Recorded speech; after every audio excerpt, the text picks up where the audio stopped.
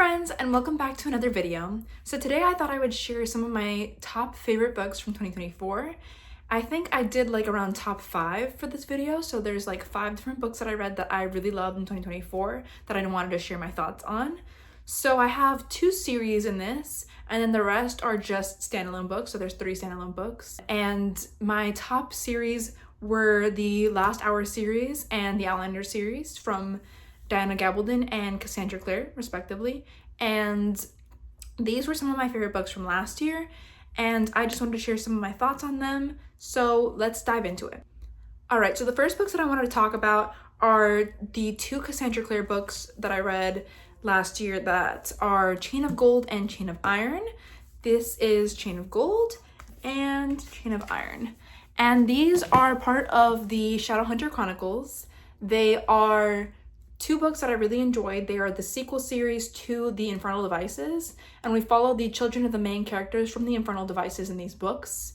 And there's this new threat to London in the 1900s to the children of these Shadowhunters, and we don't know what's really happening, but there's a new threat to them. And that's where we start off with Chain of Gold. I won't really go into Chain of Iron because it spoils things from Chain of Gold, but I love these 2. I really enjoyed the first 2 in this series, and I thought the 3rd book was a little bit disappointing, but I like the first 2 in this a lot. I read these both last year around summertime, and I really enjoyed getting back into this world that I fell in love with. So we have this new threat to the Shadowhunters in Chain of Gold, and we get to know this full cast of characters. We have so many different characters in this series that it was a little difficult to keep up with them at the beginning of Chain of Gold, but I absolutely loved them. Like, I thought this book was, there's a lot of plot in it, but it's more character driven in the first book, and I love seeing Matthew Fairchild, Cordelia Carstairs, and seeing James and Lucy Herondale in this. They were so cute. I loved it.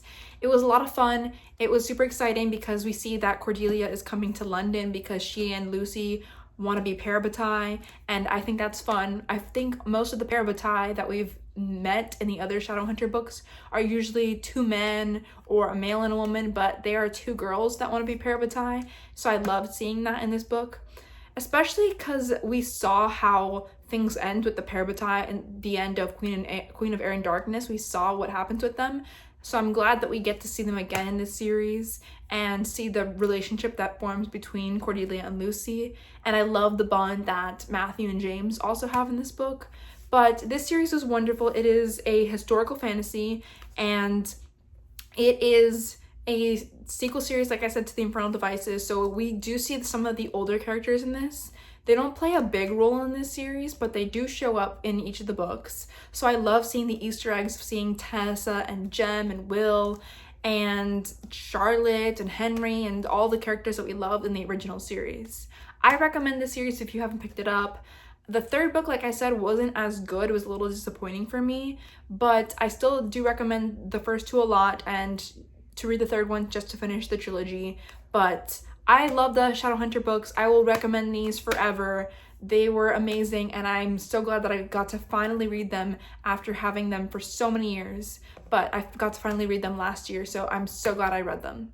So the next 2 books that I want to talk about are from the Outlander series by Diana Gabaldon. So we have Drums of Autumn and A Breath of Snow and Ashes. And I'll actually put this one down because it's super sparkly, but these are the 4th book and the 6th book respectively in the Outlander series.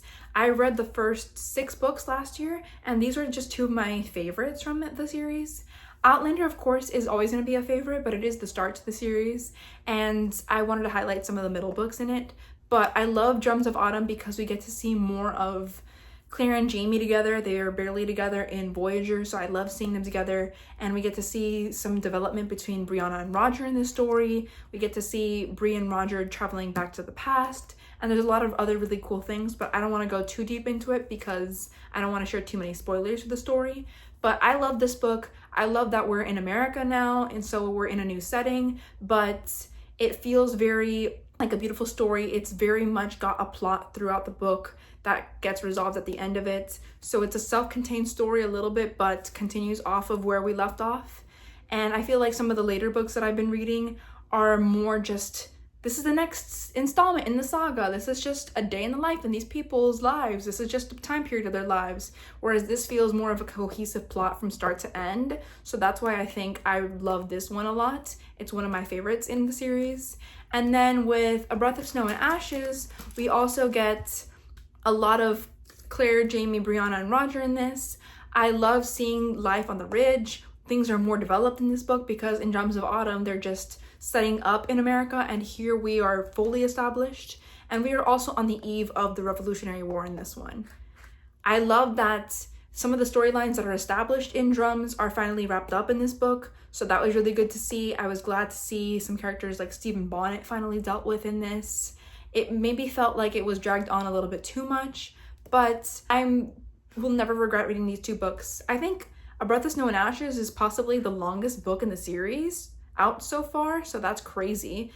I know this mass market edition has like 1,400 pages, and I think that Drums of Autumn has around 1,000 pages in my mass market edition, but I love these books. I will recommend them, but I know that they're not for everyone, so take this recommendation with, caution, but I love them. It is a great series, and I've been loving just going through all the books. It's been taking me a while, but I've been devouring them and savoring them at the same time. So I've been enjoying the ride, and I can't wait to see what happens in season 8 of the show and what happens in the prequel series that's coming out, Blood of My Blood, this summer. So I'm excited for more Outlander content. I'm excited to finish with the series and for Diana's 10th book to eventually come out.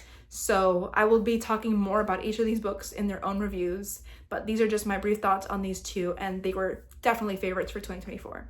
All right, another favorite for 2024 was one that I read on ebook, so I don't have a physical copy of it, but I'll put it up here. But it is Red, White, and Royal Blue by Casey McQuiston, and because of this book, I want to read more of Casey McQuiston's backlist, but it is following the first son of America, Alex, and the son of England. He is a prince, Prince Henry, and it is their story of how they fall in love, and it's really very much of an enemies to lovers situation, so I thought that was really cute. Their story is beautiful. I love that we see a lot of the challenges of what it would be like to try to be together despite the fact that Alex is an American, Henry is British, and he is a British royal, and Alex is in the political sphere, so those things don't really mix. The royals are not supposed to be political at all. And I love that we see how they navigate those challenges in their relationship and try to figure out if it's something that they're really committed to. So I love the book. It was very beautiful. It was a quick read. I think I read it all in like 1 or 2 sittings. It was pretty fast, but it was adorable. I loved it. And I don't know why I haven't read it to this point, but I'm glad I finally did. And I did see the movie that was released on Prime before I read this, and then I watched it again after I read this, and I just enjoyed it even more the second time because I knew more of the story. And I think there is going to be a sequel to the movie coming out, but it's not based off of a book, so I'll be curious to see what they do with that. But I love the love story. It was just a nice read for December. I read it right at the end of 2024, but I'm so glad that I gave it a go. And another favorite of mine is another one that I don't have a physical copy for, but I will put it up here, and it is Genderqueer by Maya Kobabe. And this book was really interesting because it explored their struggles and through childhood, through adolescence and all of that, with their sexuality, with their gender identity and all of that. And I thought it was really interesting to hear their perspective on it and hearing this own voice's view of the non-binary community and why they feel the ways that they feel. So I thought that was really interesting. It was very informative, and I really enjoyed that I got a new perspective for the non-binary community from it and more empathy for them from reading this book. So I will absolutely recommend this. It is something that I think a lot of people should read because it opens your eyes to things that you may not see it the same way, but it does open your eyes to non-binary people and seeing them in a different way. So I really enjoyed it. It was very informative, and I liked hearing their stories and kind of the things that they experienced as they were growing up and how they figured out their identity. So it was really an impactful read, and I would highly recommend it. I did listen to this on audio from Libro FM, and maybe I would have enjoyed it even more if I had the physical read because I think there is like graphics in it and stuff, but I still enjoyed the story regardless, and I still recommend it. All right, so those are just some of my favorite reads from 2024. I wanted to keep this very brief and quick because I didn't want to go into too many details for each of the books. Hopefully I gave you enough information to get you interested in them if you want to read them.